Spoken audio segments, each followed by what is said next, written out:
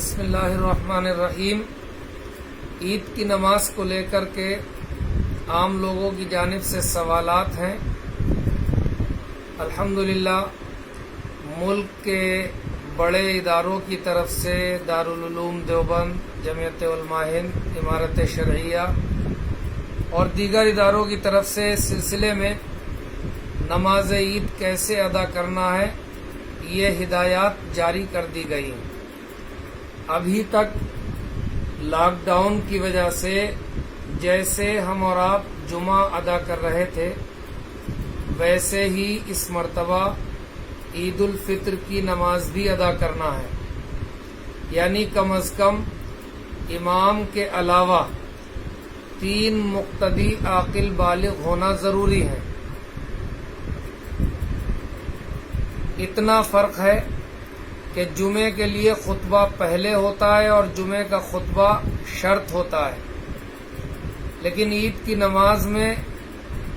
نماز سے پہلے نہ تو کوئی اذان ہوتی ہے نہ اقامت کہی جاتی ہے۔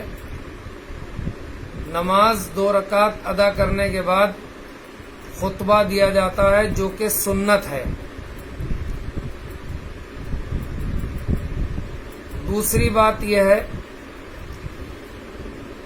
کہ بہت سے لوگ یہ پوچھ رہے ہیں کہ ہمیں وہ خطبہ جو عید میں دیا جاتا ہے وہ ہمارے پاس موجود نہیں ہے، تو اس صورت میں ہم کیا کریں؟ 2 رکعت نماز عید الفطر صحیح طریقے سے ادا کر لیجئے۔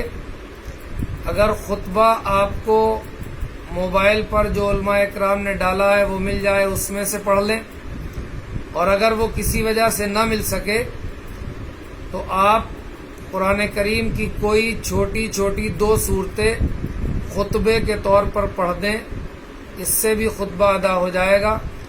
اور اگر بالفرض یہ بھی نہ ہو سکے اور آپ صحیح طریقے سے 2 رکعت نماز عید الفطر با جماعت اپنے گھر، کارخانے، مکان یا مساجد میں ادا کر لیں اور خطبہ نہ پڑھ سکیں، اس کے باوجود بھی آپ کی عید کی نماز درست ادا ہو جائے گی۔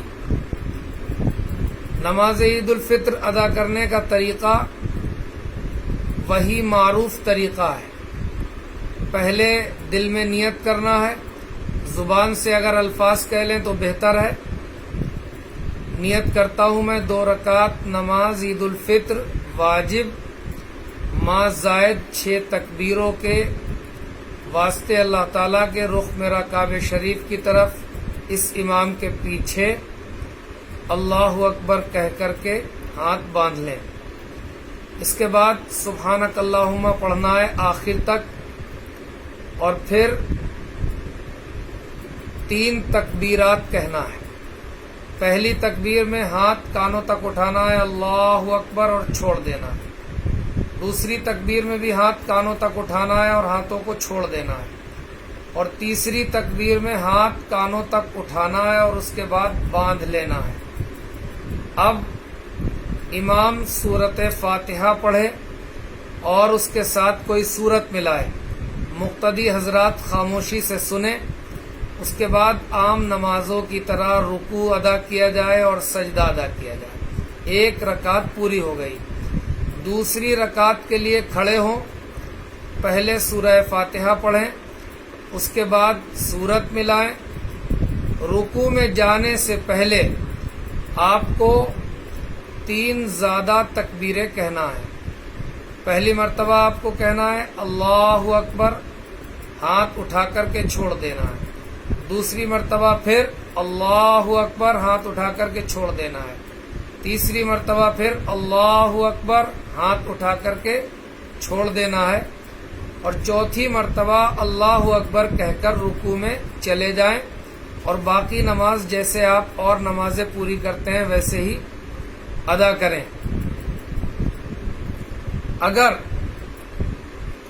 خطبہ دینا آتا ہے، خطبہ تحریری موجود ہے تو خطبہ دے لے، بصورت دیگر دعا مانگ کر کے نماز سے فارغ ہو جائیں۔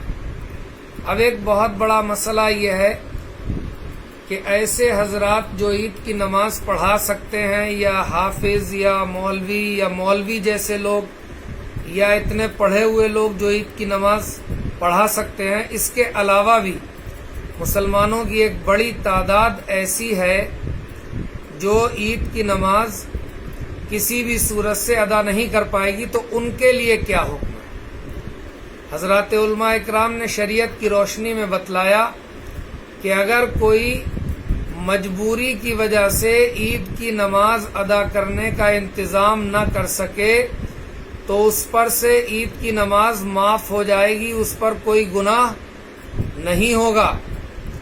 بہتر یہ ہے کہ اس طرح کے لوگ جو عید کی نماز ادا نہ کر سکے وہ پریشانی کا شکار نہ ہو، اگر وہ چاہیں تو 2 رکعت یا 4 رکعت چاشت کی نماز بطور نفل پڑھ لیں، یہ پڑھنا مستحب ہے، انشاءاللہ ان کو ثواب ملے گا۔ چونکہ عید کی نماز مجبوری کی وجہ سے چھوٹی ہے، اس لیے کوئی گناہ نہیں ہوگا اور عید کی نماز کی قضا بھی نہیں ہوتی ہے۔ لہذا جن حضرات کو اس انتظام میں سے بھی کوئی طریقہ حاصل نہ ہو کہ وہ گھروں میں جماعت قائم کر سکیں یا مسجدوں میں جو 5 لوگ پڑھیں گے اس میں پہنچ سکیں لاک ڈاؤن کی وجہ سے، تو ان کو مایوس ہونے کی اور پریشان ہونے کی ضرورت نہیں ہے، ان پر کوئی گناہ نہیں، ان کے لیے عید کی نماز معاف ہے۔ وہ اپنے گھروں میں الگ الگ بہتر طریقے سے چاشت کی نماز 2 رکعت یا 4 رکعت نفل ادا کر لیں، یہ ادا کرنا مستحب ہے۔ اللہ تعالیٰ ان کو جو ہے اس کا بہترین اجر و ثواب عنایت فرمائے گا۔ چونکہ اس وقت بہت مشکل حالات ہیں اور خاص حالات ہیں، میں تمام مسلمانوں کو مبارکباد دینا چاہتا ہوں۔ عید الفطر کی مبارکباد کے علاوہ اس بات کی بھی مبارکباد دینا چاہتا ہوں کہ الحمدللہ آپ نے انتہائی سمجھداری اور ہوشیاری کا ثبوت دیا ہے۔ آپ نے پورے ملک میں دونوں ہاتھوں سے غربا اور مساکین کی خدمت کی ہے اور آج بھی اس کو جاری رکھے ہوئے ہیں۔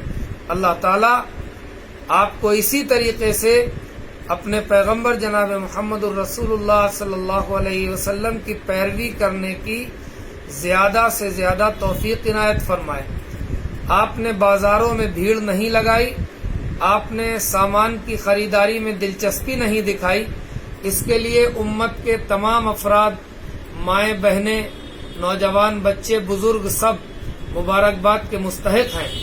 جیسے اب تک آپ غربا اور مساکین کی خبرگیری کرتے چلے آئے، آپ نے بھوکوں کو کھانا کھلایا، آپ نے پیاسوں کو پانی پلایا اور آپ نے بھٹکے ہوئے لوگوں کو راستہ دکھایا، ہم آپ سے یہ امید رکھتے ہیں کہ انشاءاللہ اللہ تعالی آپ کو عید قریب آ چکی ہے، عید کے ساتھ بھی غربا و مساکین کے لیے اسی طرح کی ہمدردی کا موقع عنایت فرمائے گا اور آپ نیکی کا یہ موقع ضائع نہیں کریں گے۔ اللہ تعالیٰ میرے اور آپ سب کے رمضان کے اعمال قبول فرمائے، تراویح قبول فرمائے، صدقہ، خیرات، روزے، قرآن کا پڑھنا سننا، خیر کے تمام کاموں کو قبول فرمائے اور بار الہ تمام عالم کو اس بیماری سے محفوظ فرمائے۔ والسلام علیکم ورحمۃ اللہ وبرکاتہ۔